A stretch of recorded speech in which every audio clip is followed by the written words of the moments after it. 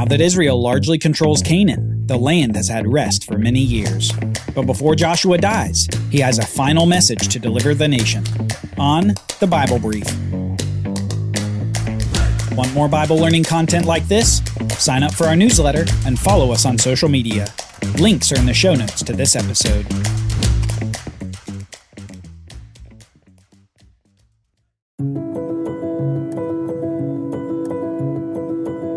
Joshua is 110 years old. It's been about 25 years since the end of the initial campaigns to conquer the land. 25 years of rest and blessing from God as the tribes began to settle into the territories allotted to them. While conflict remained with some of the pockets of resistance, there was no large-scale mobilization of Israel to continue taking the land in this time period. Instead, for about 25 years, they began to experience what God had promised them before they entered the land of Canaan. He had promised back in Deuteronomy chapter 6 that Israel would come into the land to possess great and good cities that you did not build, and houses full of all good things that you did not fill, and cisterns that you did not dig, and vineyards and olive trees that you did not plant. They had been experiencing these blessings for the past 25 years, as Joshua continued to be the de facto leader of the nation. God had given them rest before more fighting would be necessary. These pockets of resistance would need to be dealt with, as God commanded the nation to continue driving out the inhabitants. We shouldn't think of Israel as disobedient for not having war on them completely during Joshua's time. After all, God had said back at Mount Sinai that when he brought the people into the land that, "I will not drive them out from before you in 1 year, lest the land become desolate and the wild beasts multiply against you. Little by little I will drive them out from before you, until you have increased and possessed the land. And I will set your border from the Red Sea to the Sea of the Philistines, and from the wilderness to the Euphrates. For I will give the inhabitants of the land into your hand, and you shall drive them out before you." God would yet continue to drive out the land's inhabitants from before the people. But the people would need to be obedient to God to continue experiencing the blessing of victory and the blessing of dwelling in the land. It's with this in mind that we can turn to the final speeches of Joshua, a pair of speeches that unify into a particular message to the people of Israel. A message essentially echoing the points that Moses had made in the plains of Moab before the nation had entered Canaan. Those 3 points were this: love Yahweh, obey his commands, and take the land. Joshua surely remembered Moses delivering these same points to the people, and he's careful to say the same thing, though with even more experience of God's care for the nation. Moses only got to the border of Canaan. Joshua got to experience God's amazing victories in the land as he fought for the nation of Israel. So Joshua begins by gathering all the leaders of the nation together, and he says this to them in Joshua chapter 23. "I am old now and well advanced in years, and you have seen all that the Lord your God has done to all these nations for your sake, for it is the Lord your God who has fought for you. Behold, I have allotted to you as an inheritance for your tribes those nations that remain, along with all the nations that I have already cut off, from the Jordan to the great sea in the west. The Lord your God will push them back before you and drive them out of your sight, and you shall possess their land, just as the Lord your God has promised you. Therefore, be very strong to keep and to do all that is written in the book of the law of Moses, turning aside from it neither to the right hand nor to the left, that you may not mix with these nations remaining among you, or make mention of the names of their gods, or swear by them or serve them or bow down to them. But you shall cling to the Lord your God, just as you have done to this day. For Yahweh has driven out before you great and strong nations. And as for you, no man has been able to stand before you to this day. 1 man of you puts to flight 1,000, since it is the Lord your God who fights for you, just as he promised you. Be very careful, therefore, to love the Lord your God.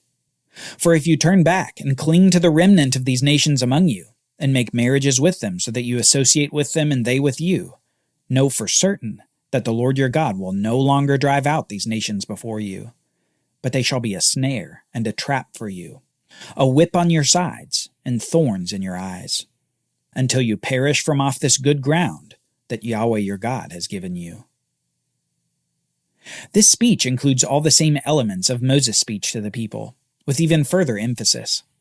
He starts by reminding the people of all that the Lord has done for them as he fought for them to take Canaan.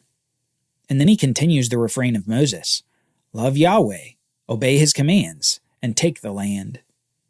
Notably, he grounds the command to love God in the fact that God has fulfilled his promise to fight for the nation. What else should they return to God but love and devotion to his law? He also reminds the people of the theme of Joshua's life. God and Moses had both told Joshua to be strong and courageous as he led the nation. And here at the end of his life, he's echoing the sentiment for those after him. Interestingly, though, when Joshua says to the people, "Be very strong," he doesn't attach it specifically to conquest. Instead, he attaches it to obedience and exclusive worship toward Yahweh alone. Just as it would take strength to defeat their enemies militarily, so it would take strength to obey God and resist the gods of the inhabitants of the land. So Joshua has told the people to be strong as they love God, obey the law, and take the land. But he doesn't stop echoing Moses there. He also mentions the blessing and the curse. Blessing for obedience to the law of God, and cursing for disobeying the law of God. He says this next. "And now I am about to go the way of all the earth when I die. And you know in your hearts and souls, all of you, that not one word has failed of all the good things that the Lord your God promised concerning you. All have come to pass for you, not one of them has failed. But just as all the good things that the Lord your God promised concerning you have been fulfilled for you, so the Lord will bring upon you all the evil things, until he has destroyed you off this good land that the Lord your God has given you, if you transgress the covenant of the Lord your God which he commanded you, and go and serve other gods and bow down to them. Then the anger of the Lord will be kindled against you, and you shall perish quickly from off the good land that he has given to you." Joshua reminds the people that the rules for blessing in the land won't change anytime soon. God has fulfilled great promises to the nation. He has brought them to the land long ago promised to Abraham. But Israel still has a part to play. To stay in the land and be blessed, they must obey the law that God gave the nation. Otherwise, they will be cursed and cast out.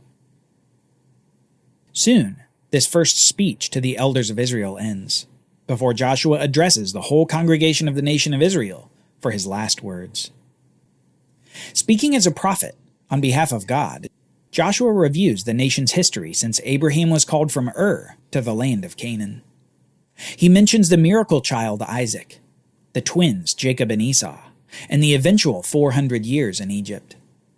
But then he focuses on all the great success of the nation coming out of Egypt in the Exodus, and defeating every foe before them on their way to the land, before the conquest of the land itself.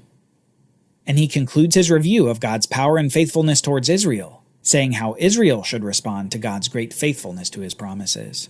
He says this, "Now therefore, fear the Lord, and serve him in sincerity and faithfulness. Put away the gods that your fathers served beyond the river and in Egypt, and serve Yahweh.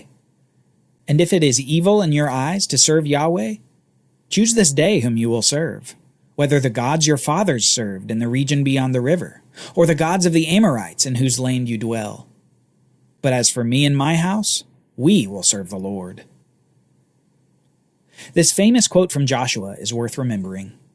As for me and my house, we will serve the Lord.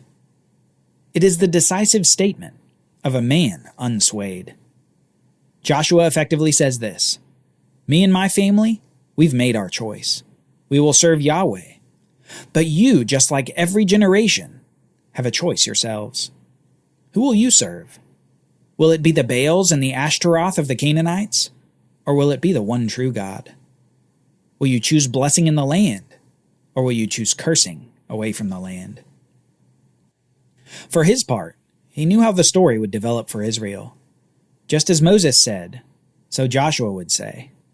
Israel would not be able to keep up their end of the Sinai covenant. They would fall away from worshiping Yahweh. They would whore after other gods, and they would be cast out of the land. The question perhaps was not if, but when. Would it be this generation, or would it be some future generation?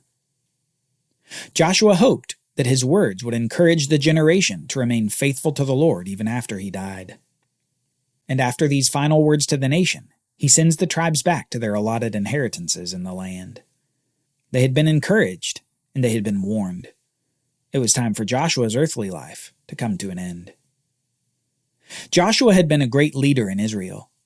He wasn't perfect, but he was a faithful man who faithfully followed the commands of Yahweh as he led the nation in the conquest of Canaan.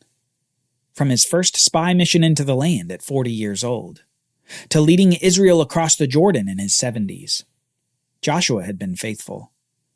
But just as Moses, the great leader of the Exodus, died, so Joshua, the great leader of the conquest, died. We read this in verse 29 and following.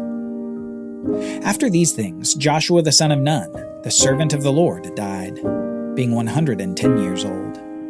And they buried him in his own inheritance at Timnath-serah, which is in the hill country of Ephraim. Israel served the Lord all the days of Joshua, and all the days of the elders who outlived Joshua, and had known all the work that Yahweh did for Israel.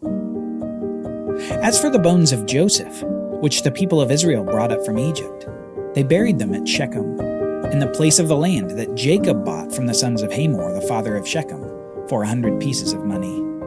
It became an inheritance of the descendants of Joseph. And Eleazar the son of Aaron the priest died, and they buried him at Gibeah, the town of Phinehas his son, which had been given him in the hill country of Ephraim. Just as quickly as Joshua's death is recorded, so also we see the end of the era of Joshua. We see the promise fulfilled from over 400 years earlier that Joseph's bones would be taken and buried in the promised land. And we see the death of the second high priest of Israel. Just as Joshua had followed Moses, so Eleazar had followed Aaron. Joshua's day was over, and a new day was beginning in Israel. A day full of promise, and a day with a choice to make. Who will the people serve? Will they serve Yahweh or the Baals of the Canaanites? Perhaps that's a question for us today, too. In a world gone after false gods, false hope, and false worship, where right and wrong are upside down, and truth never seems to have its day, who will we serve? Will we serve the world, or will we serve Yahweh?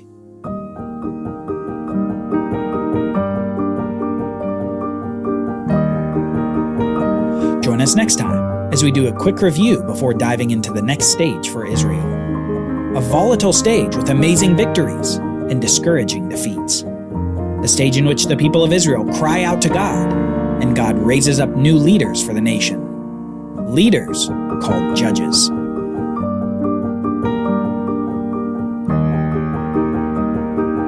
The Bible Brief is brought to you by the Bible Literacy Foundation, dedicated to helping people like you learn the Bible.